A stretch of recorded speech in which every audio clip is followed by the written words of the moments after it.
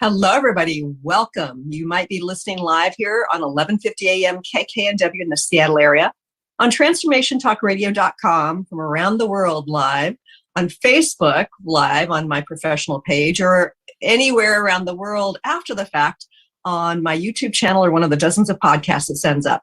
But wherever and whenever you're joining us from today, I can't think of a more important topic. And before I introduce our guest and talk about that topic, I want to say hello and thank you to the people behind the technology. Good morning, Benny. Hi there, Christine. And we're off to another grand day here. We are, and it's dreary as all get out, but it is December in Seattle. So. Yeah, I know. But it's winter time up in the mountains. So if you ever want to sneak out up there and the old Cascades and get your wet feet, yes. There you go. Yep, the river deluge down here is good skiing up there. I know. Yeah. And hello, Jacob at TTR. Thank you for being here today and doing what you're doing. Of course. Great to see you, Christine. Nice to see you. Well, I don't really see you, but nice to hear you. And I'm really excited about our guest today because we are going to be talking about belief systems. We're going to be talking about how our belief systems get in the way of not only truth, but get in the way of us meeting our potential, expanding in important ways. Our guest today is Jason Christoff. He is a self-sabotage expert. He talks about brainwashing tactics, and we're going to go into deep dive about that. And he runs an international self-sabotage coaching school, and he's got many coaches. He's trained to do this as well. He discovered many years ago that manipulative psychology, behavior modification, brainwashing, and mental conditioning and mind control are continually weaponized against us from our governments, from our organizations. And you know what? When you have awareness about that, you can first of all see truth of what's going on, but you can also realize that you can employ those same kinds of techniques to reprogram your own life so that you can live your full potential. He has a website called freedomfromselfsabotage.com. And I would like to welcome our guest today, Jason Christoff. Hey, Jason. Well, thanks for that introduction, Christine. Very kind. Well, Jason, I forget how I came across you, but when I heard one of your interviews, I thought, I've been talking a lot about belief systems, working on a book, challenging belief systems about spirituality. And one of the things that I've experienced in the last year and a half is I've awakened more deeply to my own belief structures that are getting in the way of seeing truth. I'm always curious about how my guests have sort of found their path to teaching and sharing what they have to share. What got you interested in self-sabotage? Well, when you said I was a master self-sabotage expert, I was an expert at self-sabotage at one time because that's really all I did. I was like your typical North American soulless meatbag. And I was programmed to sabotage and to find the worst of myself. I mean, I did graduate from McGill University in 1994, and I opened the first business 6 months after I graduated university. But I came to find out later, unfortunately, I found out at the time, but I was infected with these mind viruses, these programs. And they were centered around self-loathing and self-attack, self-destruction, self-abuse. And what I know now is they were put into me in sort of the only way that can be impregnated into anybody, through repetitive content. And we act those out outside of conscious awareness. So when I opened my business, it was a smashing success. So I had access to very large sums of money while carrying the self-abusive and self-hatred-based programs in my subconscious. And even though you get these negative results, and I'll tell you, it's no exaggeration, I got some really negative results in my life, and you can't stop it because these programs, I mean, the part of the brain that runs these programs will always run the old repetitive content unless you put in like new repetitive content. But we're not privy to this sort of technology. So by the time I was 29, these self-abusive mind viruses or programs I was running in my subconscious mind really got the better of me. I was literally almost dead. So I phoned a very high-end institution for healing in California called the Chek Institute. It's run by Paul Chek, Chek. He's the number one health guru in the world. And they really focus, the higher end practitioners in that institution know about the mind and the programming that sort of government institutions and media really impregnate into us. So when they show up, they're not like regular helpers. They're not going to tell you to, I was drinking alcohol, doing steroids, doing cocaine. They're not just going to tell you to stretch, go to bed on time, and eat right, and drink more water. They're not going to say that. They know this guy is programmed. He's like a computer. He's running the wrong programs. And although you can strong arm this part of the mind a little bit, like I could probably eat well for a couple of weeks or drink water on time for a couple of weeks, the programs always sort of come around the bend and then dominate your behavior. So they started to use a form, the same brainwashing that made me a human mess. It's the same brainwashing they used to make me a human success. So they really started going and reprogramming me to eat right without them being around, without the pressure, to really embrace a healthier lifestyle. So I was so impressed with their teachings. I went out to the Chek Institute in California, got certified as well. And then when I came back, the Chek Institute, their Masters of Nutrition, Exercise, and Healing and Healthy Living, I was only applying the healthy living aspect without the psychology. And although people would pay me thousands of dollars to try to rehab their bodies or their health or reverse their disease, they had the same programming I had. They couldn't hang on.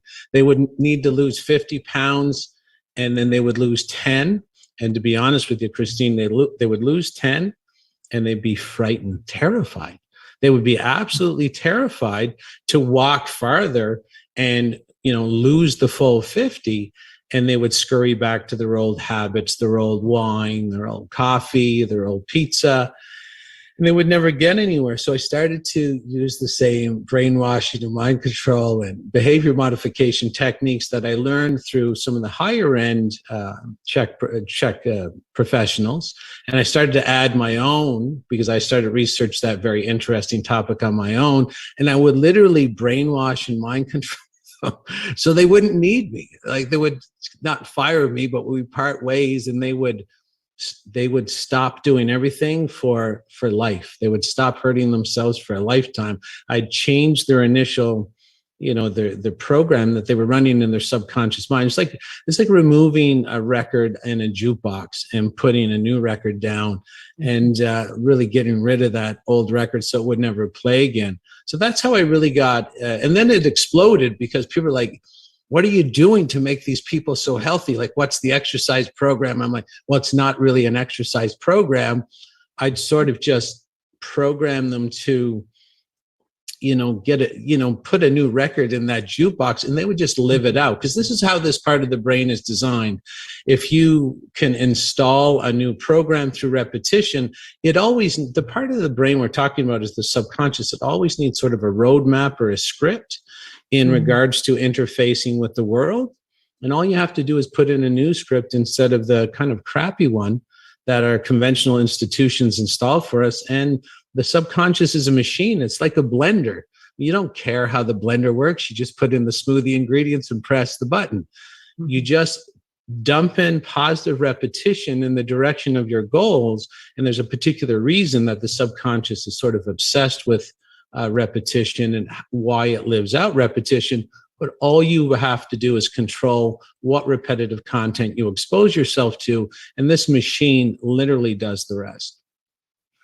So I think, Jason, that many people think that our programming often comes from childhood woundedness. And, we've taken deep dives with that on this show. Does it come from other places as well? Yeah, our behavior is, it's a compilation. I mean, your subconscious mind has more like a notepad, like a server at a restaurant, and it compiles your whole life on that notepad. And then it sorts it by repetition. And a lot of people really don't know how fast someone's behavior can change based on exposure to different repetitive content. It's better explained with some real world explanations, some examples. There was a movie, it was called Gone in 60 Seconds. It was released in 2001, and it was with Angelina Jolie and Nicolas Cage, and it was a movie about car theft. And the Nicolas Cage was the hero. He had to steal 100 cars to save his brother from a local thug. Now, the people who rule us know that the subconscious mind, because they have a lot of documentation, research on it, the subconscious mind doesn't know the difference between imagined thought, screen time, and real life. So if you were in the theater watching Gone in 60 Seconds, it's a movie about, like I said, car theft. Is very repetitive.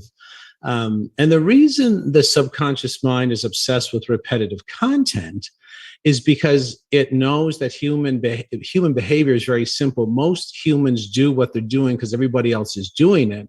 And most humans, like other humans, if they talk, think, and act like they do. So the reason the subconscious mind is obsessed with repetitive content, because it needs a script so that you can be safe in the bigger herd, and it associates the most repetitive behaviors, thoughts, and ideas with the majority. And if you can mimic what the majority is doing, you're safer. So the subconscious is a safety protection protocol, which downloads your entire life, sorts it through repetition, and then forces you to act out that repetition in an attempt to increase your survivability by bonding or thinking and behaving like the herd.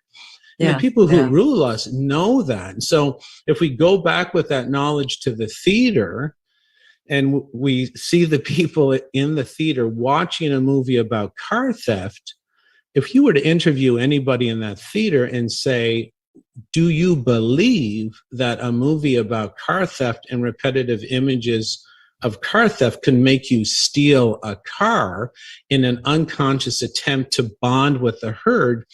Absolutely. I would say yes if I was in the theater, but majority would say that no, that's absolute poppycock.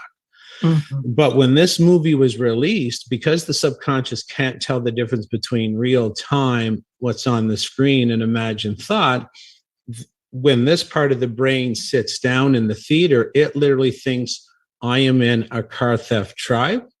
The repetitive content on my server's list is reflective of car theft. And for me to find safety and security and increase survivability in this herd, tribe, or new town, if I mimic what's on the top of the list, I will accomplish and satisfy that safety function that most people know nothing about. And when this movie was released in Burnaby, BC, Canada, the police complained that car theft went up 70% in the first 4 days. And then other towns where this movie was released, car theft also went up dramatically, because the average person does not know that repetitive content forms their behavior outside their conscious awareness. We can have another example, The Cosby Show. Hold on a sec. Let's talk about that movie, because to me, one of the significant pieces is that it was not only repetitive content, it was repetitive content. And even though it was bad behavior, it was for, securing the safety of somebody this guy loved.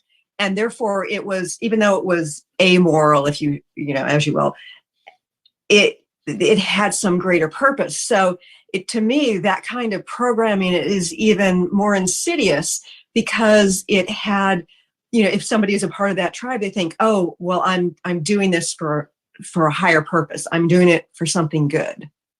You're absolutely right. I mean, there's various different layers. It's even worse than you think, because when repetitive content, I mean, we're getting right into the psychological manipulation, but when the repetitive content is positively reinforced. So you had the head car thief getting Angelina Jolie, which is a quite striking young lady. Uh-huh. This goes, that's more safety, because the part of the brain we're talking about doesn't only sort of assess safety in numbers. There's a safety in procreation. There's a safety in moving your genes into the next generation. So if you can steal cars and get with a nice genetically able lady like Angelina Jolie, there's more survivability. So it's about survivability in the present by bonding with the present tribe, but it's also about if you can impress Angelina Jolie and steal cars and then maybe mate with her, there's a future generational survivability that's also satisfied on a psychological level. And there we go, we're off to the races. I don't think any ladies were caught stealing cars that night. I think it was all men, of course, trying to get and this is the, you can, they talk about the metaverse, but whoever stole the car that night was already living in their own movie-based metaverse. They just didn't have the virtual reality helmet strapped to their head, but they were exposed to something that modified their behavior, their nervous system. And this is a form of magic. You can use it for good. I use it for good and actually use the same techniques. But the people who rule us, unfortunately, know that what we see is what will be. And the phrase in the media is what's on the screen in the morning will be on the street at night. So you can see that fear and terror and panic and addiction and single motherhood and alcohol consumption and tattoos and many anti-God themes, et cetera, for better or for worse, where everybody, regardless of where people stand on that, the repetitive patterns out of Hollywood are always negative. And that's why people are mimicking and getting a lot of negative results in their lives, which means they become dependent, because people with problems, they're not independent. They have disease, financial destitution, they're in financial deficit. And then you get this dependence. And dependent-based societies are always left-leaning because they can't survive on their own. They need help. So they're left-leaning societies, or societies that are dependent on government for handouts. They're always easy targets. So there's a method to their madness. There's a method to try and drown the public in negative, repetitive content in order to produce a dependent society, so that society is just easier to govern, control, lie to, and manipulate. And one of the things that harkens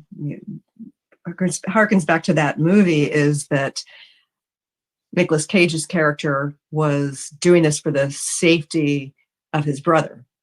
Correct. And I see some of the manipulation that's underway. A lot of the manipulation is basically programming people to believe that they should do certain things for the benefit of the whole. And it's this insidious programming. Like, if you're going to be a good member of community, if you're going to be a good person in your family, so you don't kill grandma, like you're going to do certain things. And it's there are a lot of people who have bought into this repetitive programming. Yeah, it's kind of hard not to. So we don't knock them, of course, but it would be great if they knew the basis of their own behavior. You have that this is a safety-based mechanism, because everything the subconscious tabulates on the list, and the reason it organizes the list for repetitive content is it wants to be safe. So when you come out directly in the media and saying, not only is the majority doing X, Y, and Z, but it's for your safety, you get like a double ring of the bell inside the subconscious mind. And then it's a triple ring, because when you're in fear, like when an animal's in fear, it needs the tribe more. It needs the wolf pack more. There's been study of wolves that go out and get in like little tussles. And if they come back with a wound, they go to the middle of the herd. They're no longer the lone wolf. They can't survive. They literally can't hack another fight. So if they are injured, the group behavior tendencies really upregulate. And this is why this sort of attack that you're alluding to for, say, 40 years, they drown the public in many different poisons that literally injure the human animal. And when animals are injured, it upregulates their group-based tendencies. So alcohol hurts the body, coffee hurts the body, junk food hurts the body, smoking hurts the body. In Canada, they've legalized marijuana coast to coast, and there's many different reasons they're doing that. But the fact of the matter is, whether it's Teflon, which is proven to hurt the body, microwave food, if you eat it, hurts the body, fluoride is proven to damage the body. So it's what we're seeing in regards to the mind control is that there's a lot of foundational underpinning already put into the society before we see what rolled out in 2020. You would need a well-injured society, and so that they would be more. There would be a lot more group following potential in a diseased society. And I mean, I'm pretty sure and many of the guests have discussed there's a lot of chemicals and toxins in our society, and all the diseases have been upregulating for about 100 years. So what do you mean by upregulating?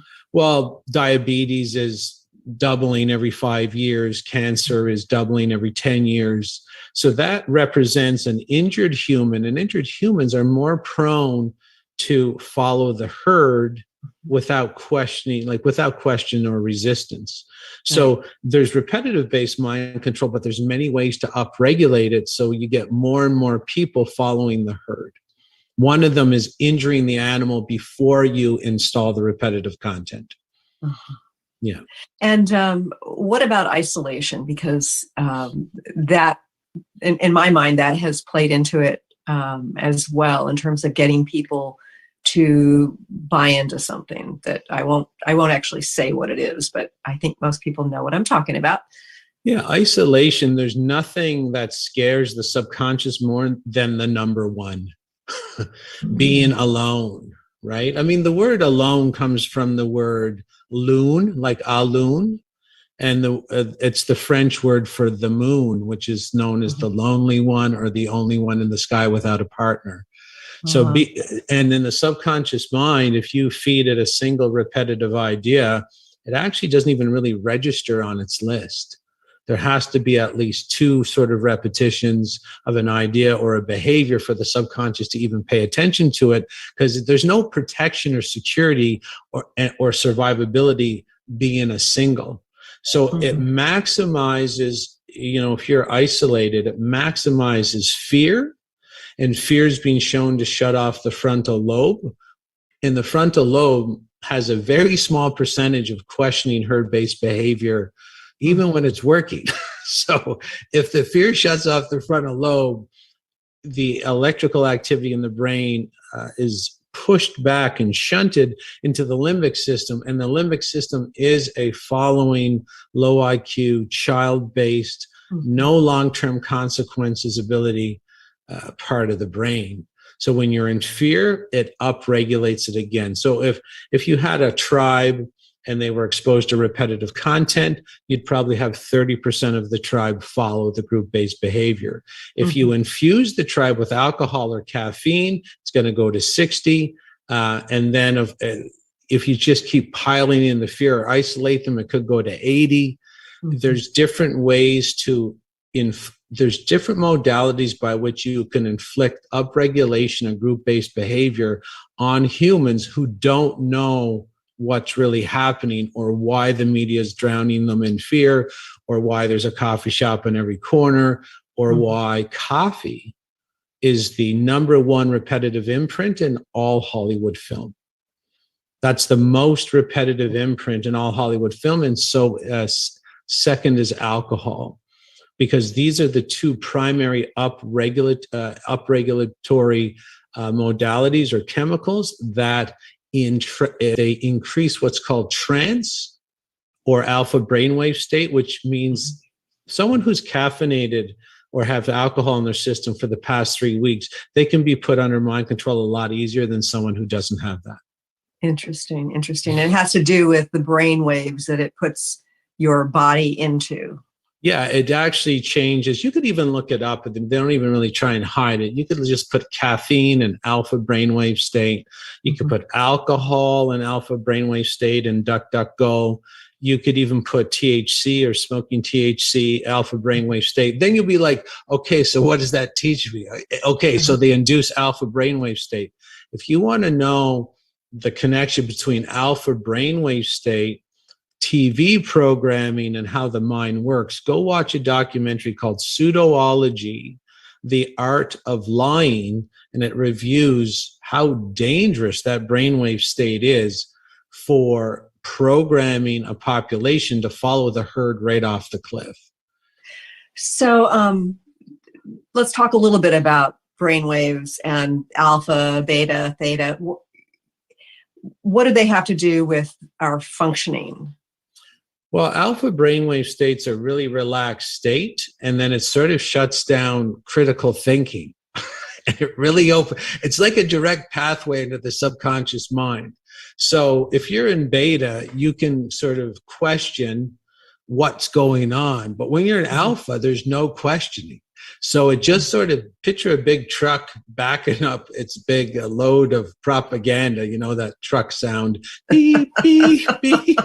And then it just dumps it right in your open brain. And then this part of the brain, the subconscious, and its furious download of repetitive content, is counting the repetitive content without resistance and literally acting it out. Like people act out the repetitive content, whether they think they do or not. Like at the Cosby Show was released in 1989, and Dr. Huxtable, African-American medical doctor. Then we have Mrs. Huxtable Claire, African-American lawyer. And during the 9-year run of the show, African-American enrollment in medical school and law school went up 19%. Yeah. Right? So people copy.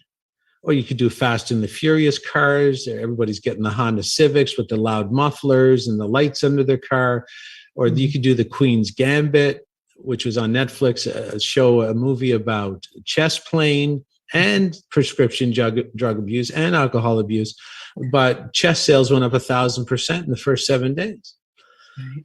Chess sets. So people copy. They don't know they do.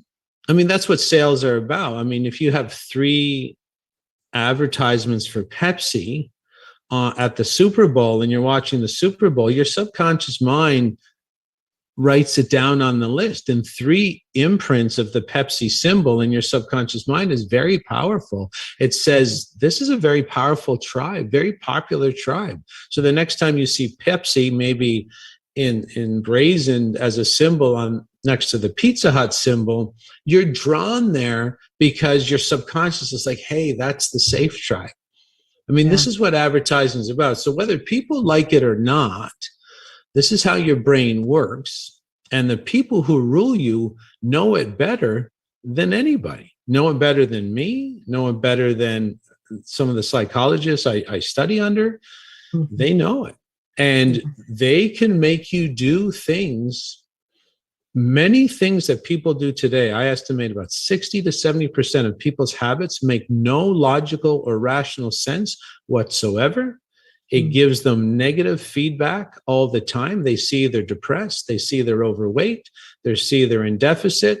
And they see they can't hold relationships. Their wives or husbands are also experience negative blowback, negative stimuli, negative feedback. They can't stop because they don't understand that repetitive content forces their hand, forces their behavior.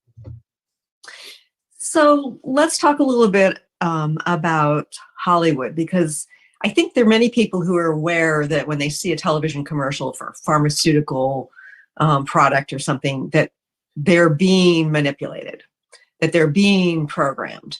And so if somebody's watching a show and they're fast forwarding through the commercials, they might think, oh, they're just trying to sell me something.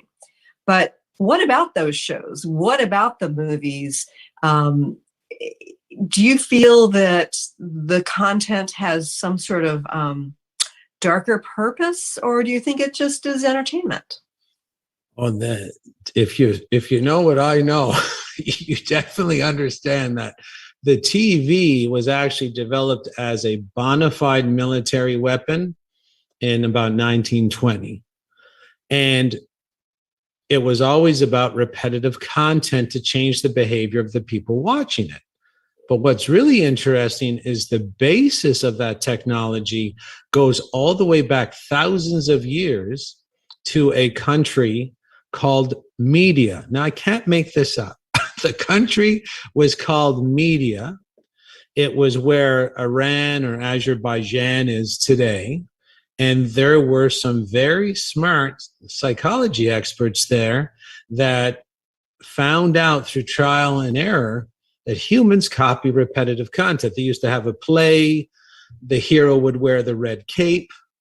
And then the next day, as they're walking through the agora, they saw everybody, all the men were wearing red capes. They go to the shop owner, and the shop owner would say, all the red capes are sold out. And the rulers would be like, odd, very odd. So they try another play, and they'd have the heroine of the play that day wearing a particular gold necklace. And then what do you know? All the women have sold out and bought out all the similar gold necklaces in the agora. Unbelievable. So this sort of hack humans by repetitive content. And then they started to say, how far can we push this? Can we go have them fight for us in war, where they're fighting our battles for us, where we get the benefit, but can we trick them to go for us and die for us? And someone says, I don't know. Why don't we try a play tonight where the hero is adorned with gold and riches and women? And he walks in and everybody's cheering.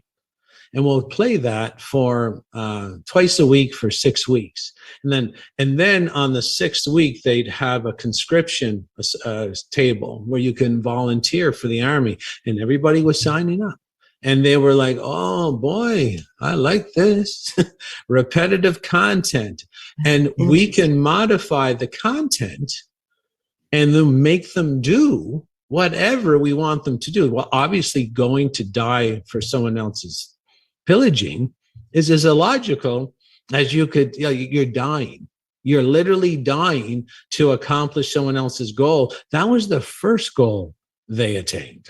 That wasn't the last goal. That was the first goal. Wow. So this is the TV, of course, it was not developed to entertain. It was developed to entrain. And the reason was the traditional war model, where they would use repetitive content to get people to commit to traditional war. They would all meet in their boardroom and say, we got a problem with the traditional war model because the house I really was eyeing on the other side of the battlefield, it's blown up.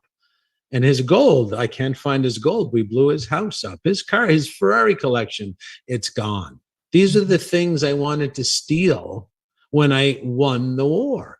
And then this group that I'm talking about would say, hold on a second. How about we get the people to go to war with themselves and remove themselves? Therefore, all the resources we want to pillage, they're still intact and we can theft them when they're gone. Someone says, how are you going to do that? That's crazy. Great idea, but it sounds you can't accomplish it. And they're like, well, let's invent a town square where these plays were, and let's stick it to the wall in everybody's house. And they're like, well, who's going to make that? Well, they know the humans are very creative. They just have to give them a little push.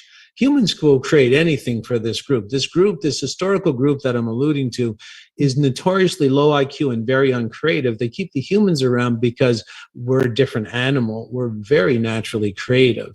So we created the TV, hung it on our own wall, brainwashed ourselves, and gave them everything they needed to build this sort of control grid around us. And now they're like, okay, now that the control grid's up and running and we want all their assets. And someone says, well, this is the time. Let's put the repetitive content out and let's get them to remove themselves. Let's get them to destroy their own economies. They'll get rid of themselves. And I'm sure everybody knows what I'm talking about. Yeah. And, there are going to be a lot of people who think that this is just crazy talk, that, it really couldn't be like this. But I tell you, when you start to look at fact after fact after fact, when your brain is in beta wave, right? And you look at how things have unfolded and you look at patent dates and so on and so forth, it's like there's not another explanation in my mind that there isn't something very dark behind all this, that this has been manipulated on purpose. And yes, it's been so shocking for those of us who have been awake to what's going on, to see people harming themselves, harming their children in ways that they think they're doing what's right. They think that what they're doing is good, and they think people like us are just totally nuts. Yeah, I mean, I can completely understand where they're coming from, and they don't really judge the negative feedback in their life. But this sort of someone else is going to take care of me situation, they've been working on this a long time as well. This is why kids, even in my generation, when I was leaving school, there was no first, second, or third. Everybody got a participation medal. We've been softened too, and that really helps the mind control, because no one wants a hard day. Like, the reason they're giving everybody a participation medal instead of telling the third place guy that he's got to run quicker is because the third place guy would be sad, face what's called the dark night of the soul, and actually put in a little bit more work. And he learns to deal with adversity. So if everybody was still under that paradigm where they're raised to where, like, yeah, if you're too dumb to pass, you're not going to pass, we're just going to keep you behind, then he has to face the dark night of the soul. He's got to do more work. He's got to, put up or shut up. And or figure out that, that it's not about running a race for him, that there's going to be some other area in which he will be inspired to excel. Yeah, something that's in alignment with who he is, because he's had to face, he doesn't fit into this particular purpose, this particular tribe. Yeah. So what I'm really saying is that there's a lot of clever modalities or structures in our society where everybody's adverse to conflict or having a hard day. So if you would ever consider, like, if they're like, you're depressed, take a pill. Like, don't assess your life. Don't assess your relationship. Don't assess what you're putting in your mouth. Just take a pill. Don't face the hard day. Like, if you face the hard day unsedated, you might have to decide your marriage has got to end, your job's got to end, and you got to do something else. So the whole society is adverse to facing the hard day. It's already pre-programmed to be like, that's purposely. So the people you're talking about that think that sounds crazy, there's a good chance they're just pre-programmed to not want to face the hard day, right? To face the dark night of the soul. Yeah, and the hard truths, because I think that when we begin to face these things, we realize the illusions we've bought into. People say the truth hurts. It's not the truth that hurts. It's recognizing that we've bought into all sorts of illusions that really creates the pain and the inner angst. And yes, that we have to make different choices. We may need to make significant changes in our life. And all that is hard and painful and creates an uprising of grief and a letting go of things that we've been taught that it's better just to control, suppress and control as much as possible. So you're right. It's not an easy path, and yet ultimately it's a path of freedom. It's a path of authenticity, and it's a path that brings humanity into a more powerful realm. Yeah, if they want to do the hard work. And again, there's 150 pieces in a watch. They all work together to accomplish one goal, which is tell the time. So this preconditioning the public to not want to face the hard day, Starbucks on every corner, and it was B. Gates who actually, Starbucks was going to go bankrupt in 1986. They only had 30 stores, and it was Bill Gates who came in and rescued Starbucks.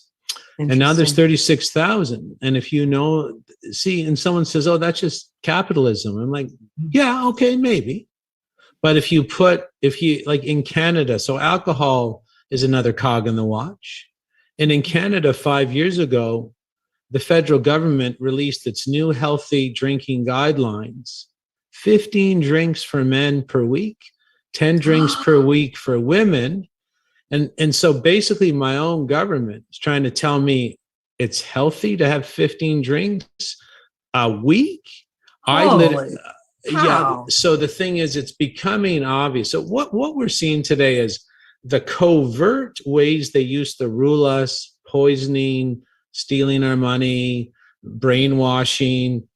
They used to be voluntary. You could like, I don't drink coffee. I don't do drugs. I don't participate in the mind control, and I don't poison myself with anything.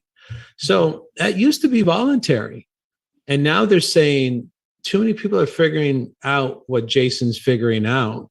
We're going to flip the script. We're going to make everything that used to be voluntary, we're going to make it mandatory. You have to do this. You have to do that. We have to take your money. You have to poison yourself. So they're trying to fit the circle, the square block now into the circle hole and saying, you're going to fit in there, and we're going to use the biggest hammer possible to jam you down there. And I don't know if they have the power to do it. And it's all in the name of freedom. So that's the kind of double speak that you hear a lot and you see a lot with mind control techniques. We control you so that you can be free. You know, you allow yourself to be controlled so you can access freedom. And it's crazy making. And what's so crazy is that people buy into that somehow, you know, that's what they need to do, even if it goes against what they think is right for their bodies, you know, for their lives. They'll do it because, you know, they think it's going to give them the freedom to have a job, the freedom to go to a concert, whatever it is. And it's kind of crazy that people think, oh, that's the path to freedom. You only get control, you only get freedoms that don't count. This is what people have to focus on.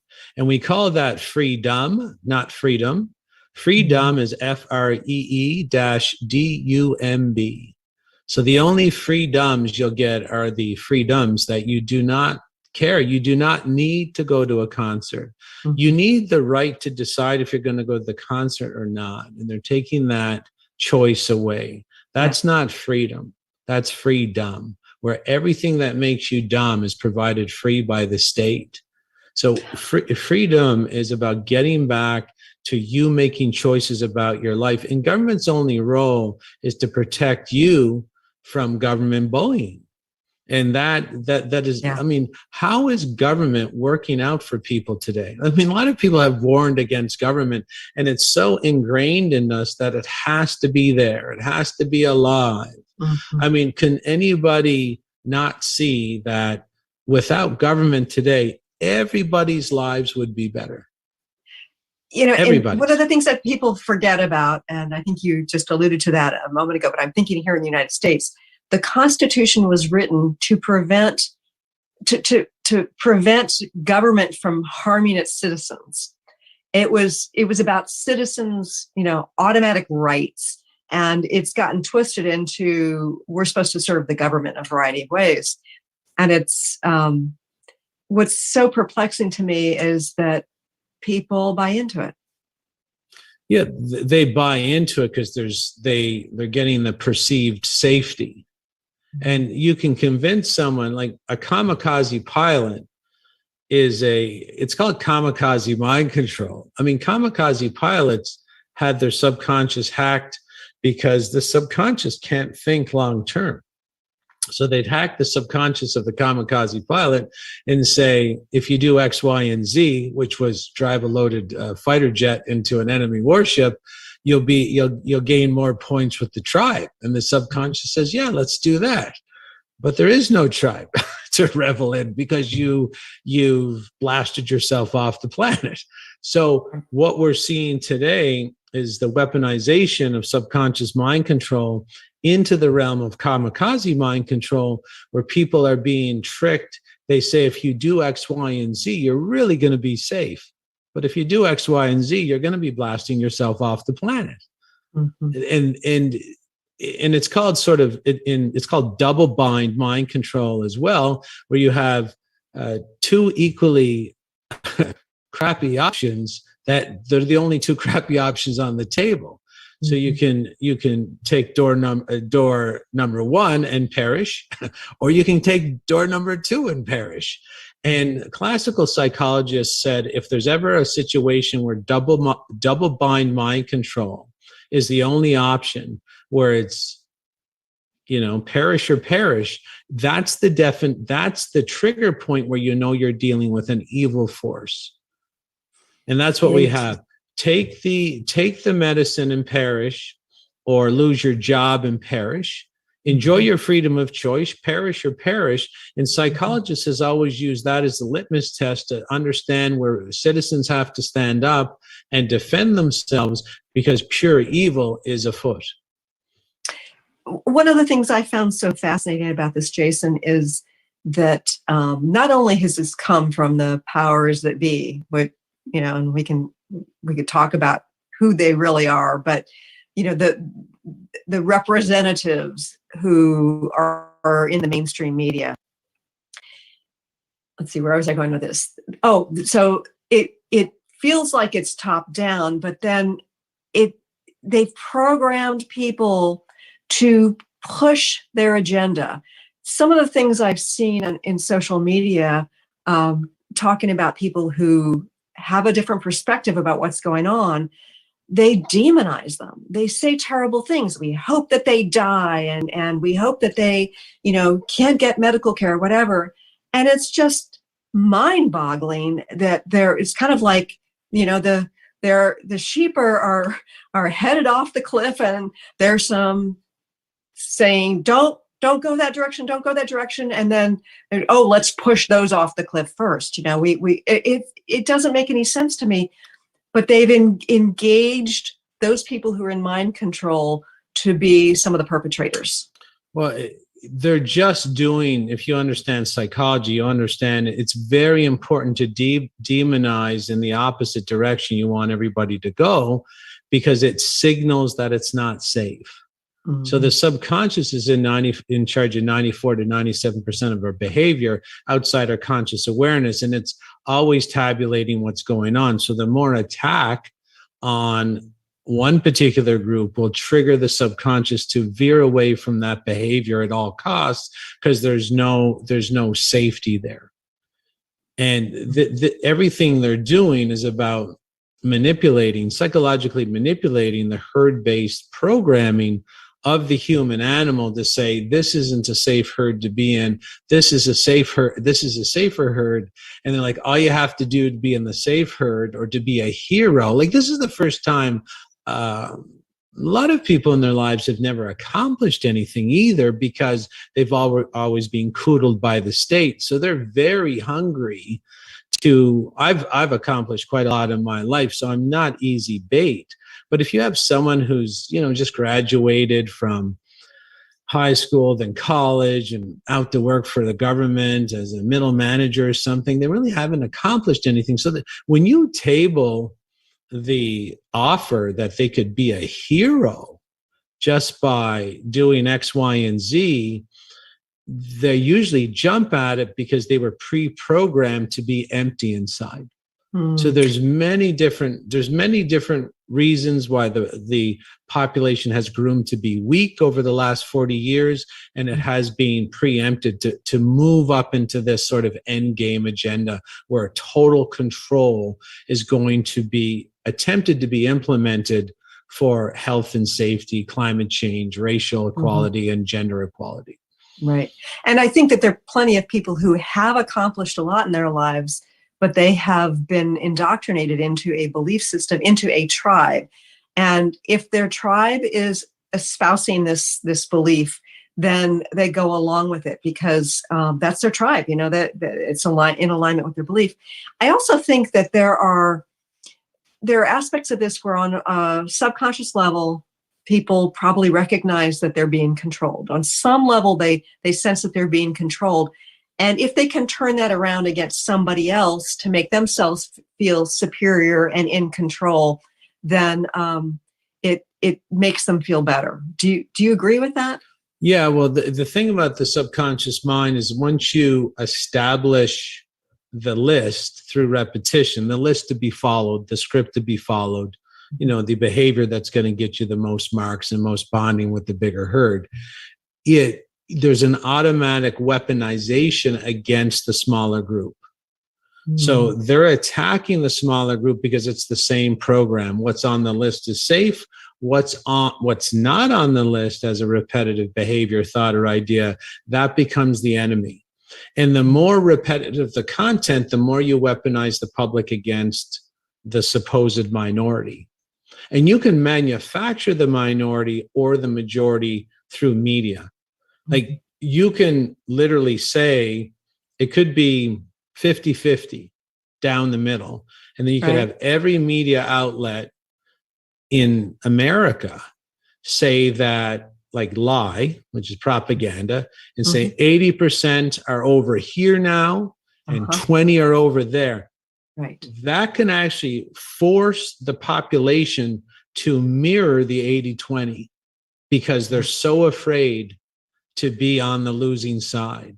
So you can literally manufacture the majority through media mind control and repetitive content. And that's why, 5 companies control all the media sources in the US and in Canada. So they all hit you at the same time. So it doesn't matter what your radio station's on, doesn't matter what newspaper you're getting, and doesn't matter your TV station, and they're all telling the same lie and hacking the subconscious mind pathway of anybody that doesn't understand that the radio, print media, and TV are military weapons used used by our historical enemies to have us as their enemy destroy our own country so they can walk in and take everything we got, including our pensions. There's Catherine Austin Fitz has been talking about this. Is about, like, if I can get you to remove yourself, like, you go 1, 2, 3, 4 times down to the place to get your medicine, and you remove yourself, if I don't have to pay your salary and you can't will your pension to your kids or to your cousin, I got it all. And it's invisible. There's no bandit, no masked robbery. It's just automatic. And that's the best kind of theft, because the best part from, like, conventional warfare, when you're actually going to war and organizing it, compared to this warfare, is if I can trick you through psychological manipulation to remove yourself and remove your own children, you can't sue me. There's no law anywhere in the world where you can say, you tricked me to remove myself and I'm going to seek legal and punitive damages against you. Nothing. So not only do they get assets intact that you would not get in conventional warfare, there is no trial for you because there's no charges to be laid. Yes. We're just about out of time, Jason. How do people connect with you? Well, if they want to, after that, though, right? They can email me at jason@freedomfromselfsabotage.com. They can go to my website. I do have home study programs that use the same brainwashing and mind control to, like, the same way they make humans a human mess. I use the same techniques and make them a human success. So if you go to jchristoff.com, it's Christ with an OFF on the end and just a single letter J, you can see some of my programs that you can study at home and learn about these very interesting modalities of mind control, brainwashing. I use TV shows and movies as analysis or tools, and people would be very interested in what they're not seeing in the backdrops of their movies or their TV shows. Yeah. This has been a great conversation, Jason. Thank you so much for joining us here today. And I want to thank everybody for joining us on this conversation. Please go and sign up for notifications on my YouTube channel, because we're getting these videos up on YouTube now. So thanks so much, everybody. All clear.